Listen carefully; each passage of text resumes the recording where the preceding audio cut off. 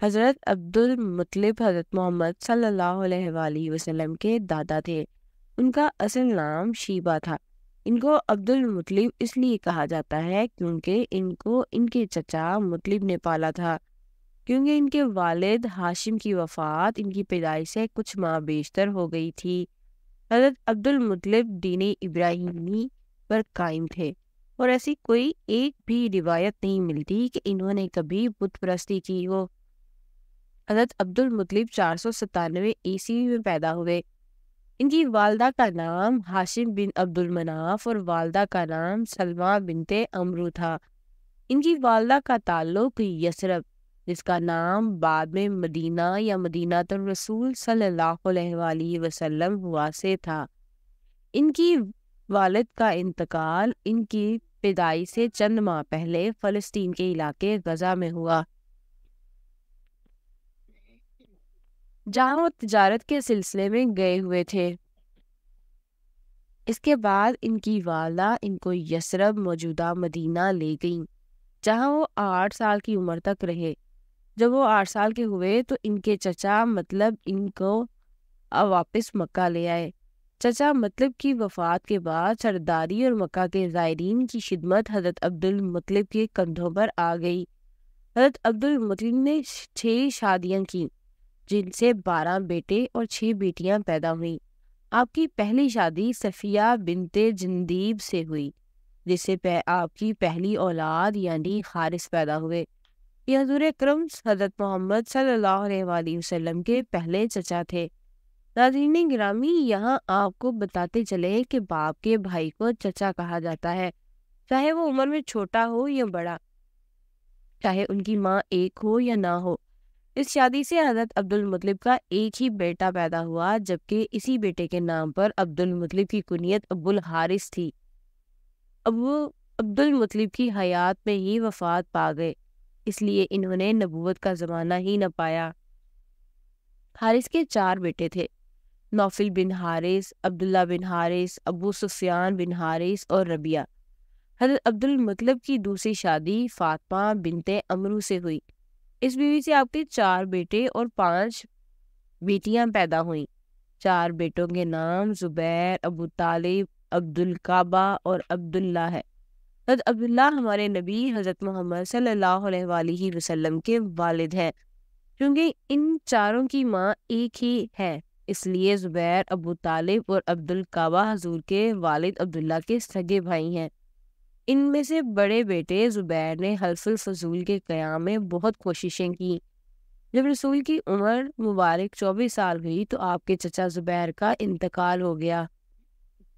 زبیر کے بیٹے عبداللہ بن زبیر اور 2 لڑکیاں صبا اور ام الحکیم صحابی ہیں۔ دوسرے بیٹے حضرت ابو طالب ہیں، جن کا اصل نام عبد المناف تھا۔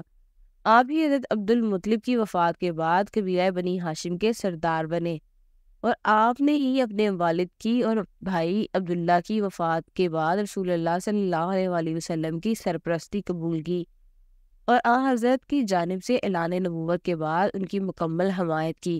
جب تک ابو طالب زندہ رہے تو مشرکین اور کفار کو جرأت نہ ہوئی کہ وہ رسول اللہ صلی اللہ علیہ وآلہ وسلم پر کسی قسم کی سختی کر سکے۔ ایمان ابو طالب پر مسالک اسلام میں اختلاف ہے۔ اہل تشیع ابو طالب کے ایمان لانے کے قائل ہیں، جبکہ اہل سنت ابو طالب کے ایمان نہ لانے کے قائل ہیں۔ ابو طالب کے 4 بیٹے اور 2 بیٹیاں تھیں۔ بڑے بیٹے طالب بن ابی طالب تھے۔ باقی بیٹوں میں جعفر طیار، عقیل بن ابی طالب اور علی بن ابی طالب ہیں۔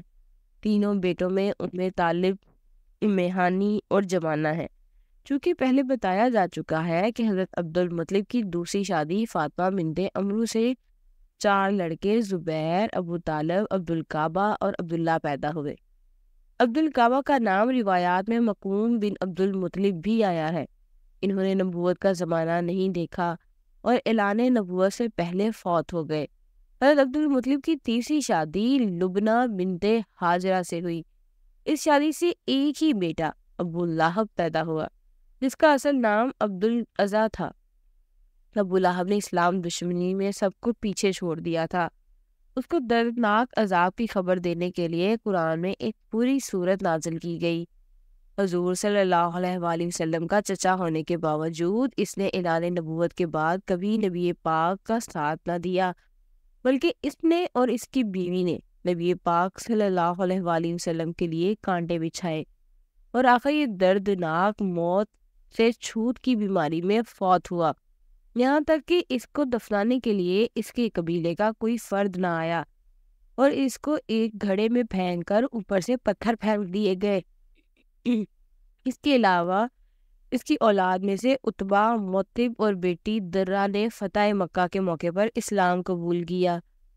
حضرت عبد المطلب کی چوتھی شادی حالہ بنت توحیب سے ہوئی، جس سے حجل اور حضرت حمزہ 2 بیٹے اور حضرت صفیہ 1 بیٹی پیدا ہوئی۔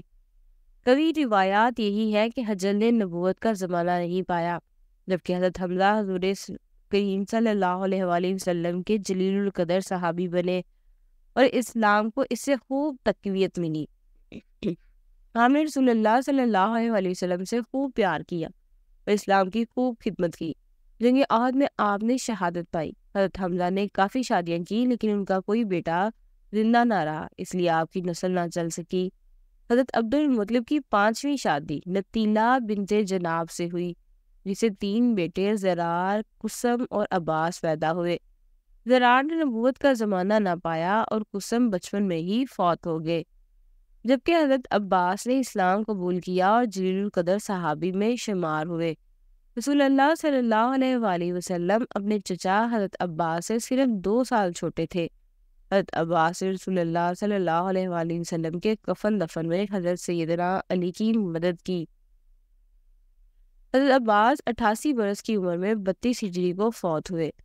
آپ نے متعدد شادیاں کی۔ آپ کی اولاد میں فضل بن عباس اور عبداللہ بن عباس مشہور صحابی گزرے۔